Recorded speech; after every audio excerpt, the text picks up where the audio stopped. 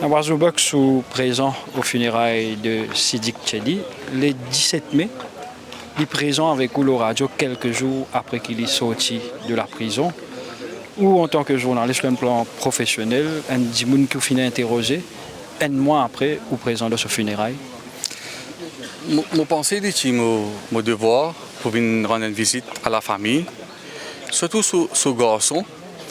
Je suis ici même, avant de faire une interview. Vous connaissez quand Sidik Tchedi tu sorti depuis la prison, je téléphone parce qu'il est un de mes très rares politiciens qui vient purger une peine d'emprisonnement.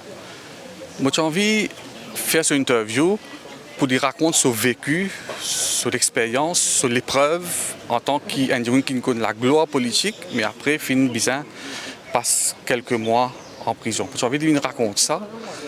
Qui fait, moi, j'ai envie de lui raconter ça pour que le grand public vive ensemble avec lui, ça l'expérience. Mais pour que les autres membres de la classe politique capables de tirer une leçon. On est dans la politique, il y a du haut, il y a du bas. Parfois, il y a du très bas.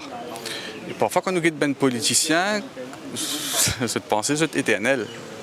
Et donc, la chose que j'ai envie de faire, c'est que j'ai une causer pour que la classe politique aussi tire une leçon. Il est un petit peu réticent pour donner une interview. Et moi, j'ai senti que le téléphone ne m'a pas capable de convaincre. Je prends rendez-vous avec lui pour le lendemain. Je suis venu ici même, dans la casa. Et je me dire que moi-même, je suis peiné, comme on trouve Sidik Tchedi. Quoique physiquement, il est choqué. Mais je trouve très marqué, très cassé moralement. Au fait, moi, je souhaitais faire une interview de 30 minutes avec lui seulement. Pour lui raconter, peut-être recorder ici même. Mais quand il raconte moi, c'est qu'il vive ça l'expérience, ça, et je peux prendre note en même temps. Je dis Sidik Tchedi, vous avez à la radio. Nous avons fait une full-fledged interview et les suivis le radio vendredi le 17 mai. Et ce garçon qui accompagne. Et après cette interview-là, ce garçon-là au bord des larmes. Je suis très ému après cette interview-là. Et décidément, comme ça, je me rappelle cette phrase-là. Je me remercie beaucoup Nawaz et je me fais doigt pour. La chose que je dis, je suis choqué quand on apprend cette nouvelle-là hier, qui Sidik Tchedi est décédé. Et je pensais que c'est mon devoir pour venir rendre la famille une visite, surtout ce garçon qui m'a rejoint le 17 mai. Sidik Tchedi est sorti de prison le lundi 13 mai et il est décédé le 23 juin. Ça fait exactement 40 jours. Je ne sais pas si c'est une coïncidence. 13 mai, 23 juin, exactement 40 jours après l'in décédé. Et moi, je regarde l'image d'un Sidik Tchedi, surtout je regarde l'image de la fin là. Un homme marqué moralement, cassé, mais il a encore du courage. Mais malheureusement, donc il est allé. Dans une interview de plus de 2 heures, qui extrait qui m'a plus qu'on regarde cette interview-là. D'ailleurs, le site Défi Média fin mettre ça extrait-là aujourd'hui et moi-même je demande à un collègue pour mettre ça parce que pour moi c'est une interview mémorable. Du moins pour moi et je pense pour un grand nombre de personnes, je pense que c'est une interview qui pourrait être mémorable. C'était sa dernière interview, je crois que c'était sa seule et unique interview après qu'il est sorti de prison. Et d'ailleurs, Shafiq Osman met un post sur Facebook pour dire que c'est une interview qui nous rend dans l'histoire. Bon, en tout cas, elle est mémorable pour moi. Moi, je rappelle sa phrase-là, quand il dit que quand il rentre dans Black Moria, dans Van Napolis, puis amène-lui à la prison, il dit comme si c'est Mojanaza puis aller. Il dit au cercueil puis aller. Il m'a dit, il n'est pas à la prison, il est à Kabaristan, c'est-à-dire cimetière. Et puis, dans l'autre phrase il dit à la fin, quand il est décédé, qu'il m'a rappelé tout ça, je ne peux pas dire qu'il n'a pas tellement cliqué là, à ce moment-là. Il est émouvant, oui, mais quand il est décédé, il m'a dit 40 jours après, là, je peux réfléchir à cette parole-là.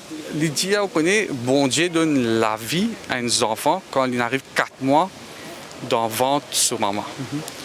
Et à ce moment-là, les filles décident qu'ils jouent les pommeaux. Qui fait Siddiq Chedi dire ça?